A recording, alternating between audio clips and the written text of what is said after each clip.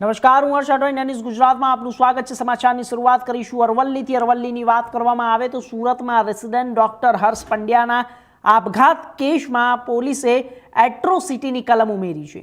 પોલીસે રેગિંગનો ગુનો નોંધ્યા બાદ હવે એટ્રોસિટી એક્ટ હેઠળ પણ ગુનો નોંધવામાં આવ્યો છે। મળતી માહિતી મુજબ ડોક્ટર હર્ષ પંડ્યાએ હોસ્પિટલમાં રેગિંગ અને માનસિક ત્રાસથી કંટાળીને આપઘાત કર્યો હતો।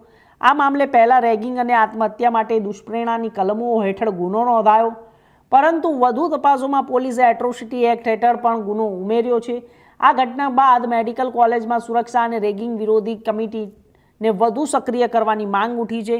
સમગ્ર મેડિકલ અમલમાં જ્યારે આલમમાં મચાવનાર આ ઘટનાને લઈને ભારે રોષ જોવા મળી રહ્યો છે। સમગ્ર મામલે પોલીસે વધુ તપાસ હાથ ધરી છે।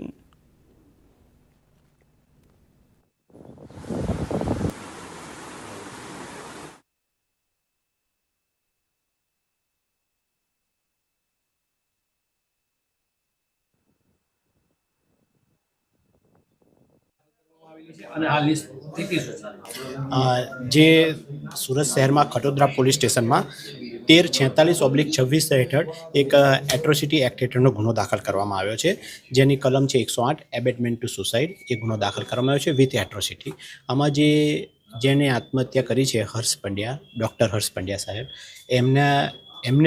એમના જે રેસિડેન્શિયલ બીજા ડૉક્ટર છે એમના દ્વારા જે ત્રાસ આપી આત્મહત્યાનું દુષ્પ્રેરણ કરવામાં આવ્યું એ બાબતનો ગુનો દાખલ કર્યો છે। આ બાબતે સૌ પ્રથમ જેવું થયું એના પર એડી દાખલ કરવામાં આવી। એડી દાખલ કર્યા બાદ એન્ટી રેગિંગ કમિટી જે હોય છે હોસ્પિટલની, એનો તાત્કાલિક રિપોર્ટ મંગાવવામાં આવ્યો। એ રિપોર્ટના આધારે જે બાકીના જે સ્ટુડન્ટ હતા એમની સાથે બીજા 8-9 એમની ફરિયાદ લઈ એન્ટી રેગિંગની જે કલમો જે છે એ હેઠળ એમના પર ગુનો દાખલ કરવામાં આવ્યો। એના પછી આ બીજો એબેટમેન્ટ ટુ સુસાઇડ, એમ આ મેટરમાં ટોટલ 2 એફઆઈઆર દાખલ કરવામાં આવી છે। અત્યારે એસીપી જેઆર દેસાઈ સાહેબનાઓ આની તપાસ કરી રહ્યા છે।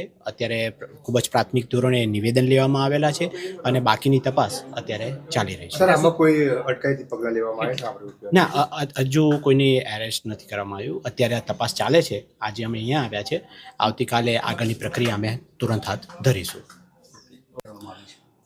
સુરતની મેડિકલ કોલેજની અંદર એક હોનહાર, જેના ભવિષ્યના સપના હતા એવા ડૉક્ટર હર્ષ પંડ્યા રેગિંગ જેવી વિકૃત માનસિકતાનો શિકાર બન્યા। એમણે આત્મહત્યા કરી।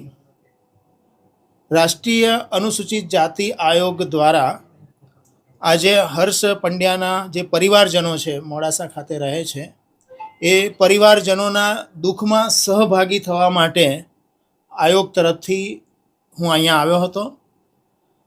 પરિવારને મળ્યો, એમના દુઃખમાં સહભાગી થયો છું અને એ પરિવારને ન્યાય મળે અને ભવિષ્યની અંદર આવો કોઈ હોનહાર યુવાન આવી વિકૃત માનસિકતાનો ભોગ ન બને એ માટે આયોગ નજર રાખી રહ્યું છે।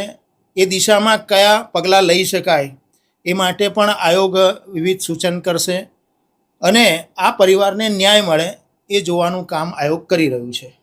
સાહેબ, પરિવારજનોના ઘણા બધા આક્ષેપો હતા કે કલમો અમુક ઉમેરવામાં આવી નથી, સાથે જ અમુક સમય પછી આ લોકો છૂટી જશે અને ફરીથી આવી ઘટનાઓને અંજામ આપી શકે છે। તો આ બાબતે આયોગ શું કડક આગળ રજૂઆત કરશે કે કાર્યવાહી કરશે? તમારા તરફથી શું સ્ટેન્ડ રહેશે?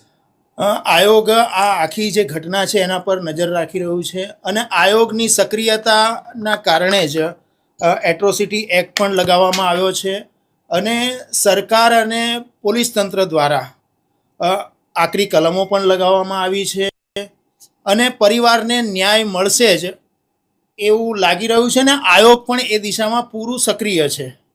મારી મુલાકાતી સાહેબ, આજે પરિવારજનો જે વિક્ટીમ છે, પરિવારો, એ લોકો સંતુષ્ટ છે કે શું છે? પરિવારજનો પૂરા સંતુષ્ટ છે। પરિવારજનોની જે લાગણી છે અને માગણી છે એ છે કે ન્યાય મળે અને પરિવારજનો એ બહુ જ લાગણીથી અને બહુ વેદનાસભર કહ્યું કે ભવિષ્યની અંદર હર્ષ જેવો બીજો કોઈ યુવાન આવી વિકૃત માનસિકતાનો ભોગ ન બને એ આપ જરૂર જોજો અને એ દિશામાં સક્રિય થજો।